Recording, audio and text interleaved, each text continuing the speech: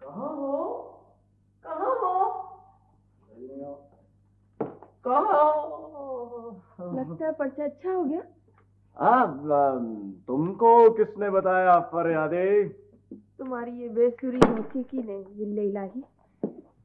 मौसीकी रूह की ग़िज़ा होती है नादान लड़की। तो मौसीकी की ग़िज़ा से आज दोपहर का गुजारा कर ले। हाँ? नहीं नहीं नहीं, बड़ी सा भूख लगी कसम से, बहुत सुन नहीं कुछ। अच्छा ये बताओ पर्चा कैसा हो? A1 वो है ना अपना लॉ ऑफ वो डिमिनिशिंग यूटिलिटी। एग्जैक्टली वही वाला। आ गया आ गया और लिख दिया, खूब लिख दिया। और तुम्हें एक और क्या तर्जुमा था उसका? वो क्या था नहीं तुमने पर्चा वो वहीं छोड़ा सब कुछ यार, याद नहीं रहा। अच्छा खैर, वो एक और भी खबर है, तुम्हें सुनाओ ना। तो तुम फड़क उठो। क्या सुनाओ?